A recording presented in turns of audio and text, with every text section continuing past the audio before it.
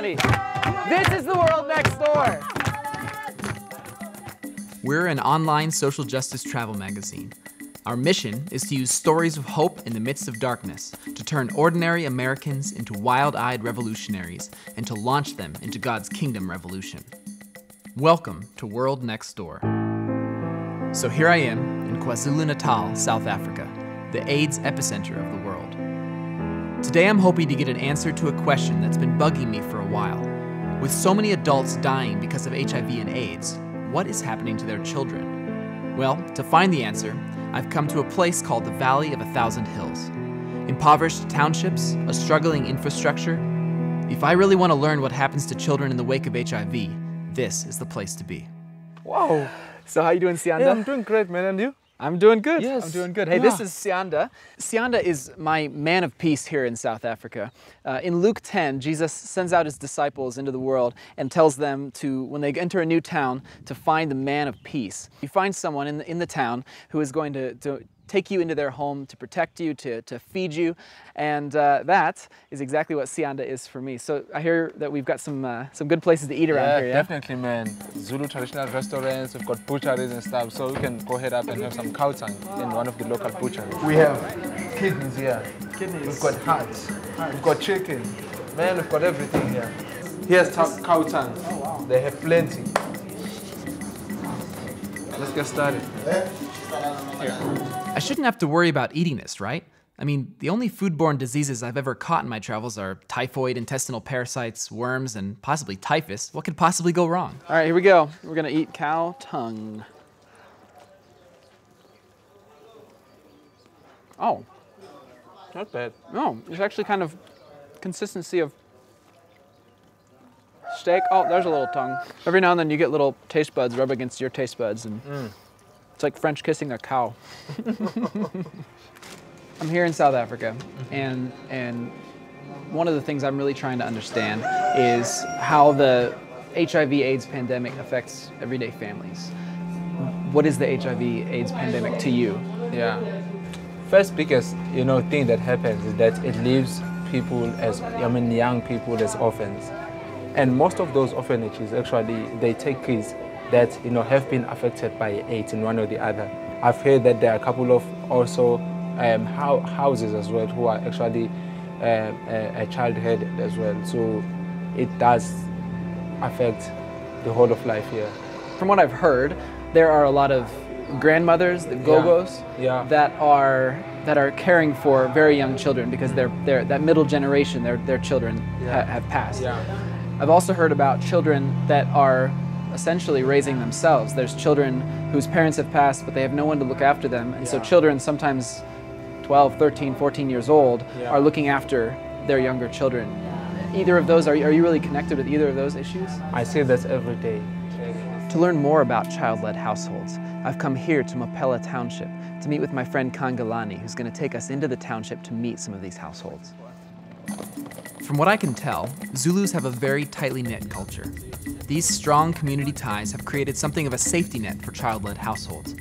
In theory, relatives, friends, and neighbors will step up to catch orphan children in their time of need, but you don't have to look too far to see that this net is developing lots and lots of holes.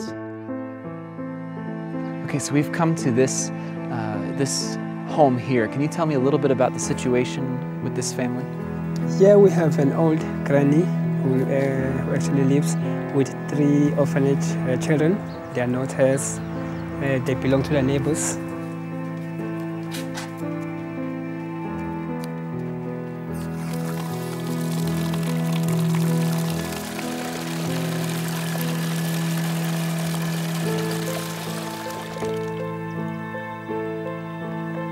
It seems that without those parents, the children are having to step up and be parents. The grandmothers are having to step down and be parents.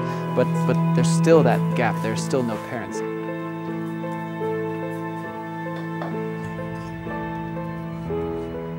I would say, yeah, that granny is old.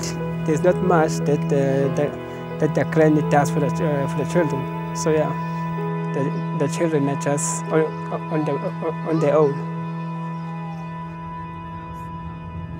I see now that child-led households feed into the cycle of poverty. Tandega's story is a great example of that. She has to choose between following her dreams and feeding her family. And let's face it, that's not really much of a choice, is it? Yeah, her dream is to become a social worker. Yeah, she really loves to be a social worker. Yeah, she wants to study further. So when her mother died, that's when she started. She even learned to do the groceries and all those stuff, which is something she never did. Yeah. So you had a 2-year-old, and then you had 4 other children. You became a mother almost. Yeah. Wow. Thankfully, not everyone has been sitting this one out. Welcome to Lily of the Valley, one of Loving South Africa's grassroots partners in KwaZulu-Natal. Lily of the Valley is a phenomenal ministry that gives safe, loving homes to children who need them and provides resources to support child-led households throughout their community. If we give them, proper love, accurate love, we discipline them, we raise them up like our children, then they will see love, they will see hope, and they will be part of a family, even if they don't have their biological parents. One of the fantastic things about Lily of the Valley is that we're not just working with isolated projects. So although we're based in the school and there's a children's village, we've also got a medical clinic. So Musa, in your house, there's, how many of you are there? 6 of you? Yes, about 6. There's 6, yeah, with your house mum, hey? I'm 10 years old. You're 10 years old? Yes. Wow, I thought you were 20. Yeah? So, do you have any jobs that you want to do or professions? Yes, like to what? be a pilot. Oh, wow, yeah. I think that the opportunities these children have been given and the exposure to the wider world through a lot of our international volunteers opens up doors for them. They've got dreams of being a pilot and going to America. Because we've had interaction with people from America who have talked about it. Our mind is beginning to go, oh, there's a bigger world out there that maybe they wouldn't have had if they'd have stayed within that family doing the role of a parent, So the idea really is that we are able to give our children the chance to be a child. Well, we are about to go check out the traditional Zulu dancing. Got a bonfire going. It's gonna be awesome. Hey.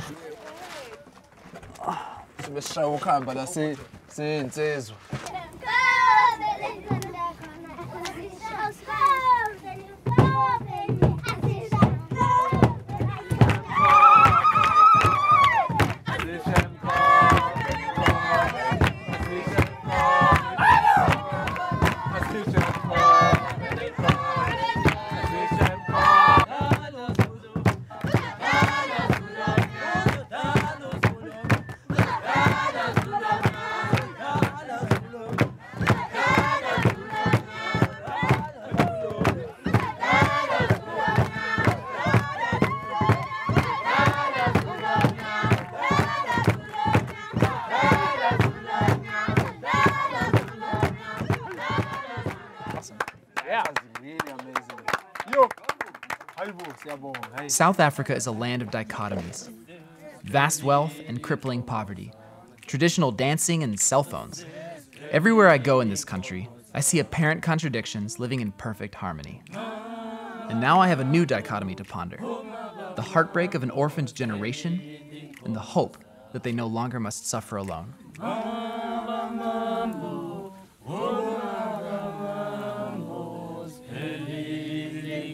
The world is a remarkable place. All we have to do is step out the door.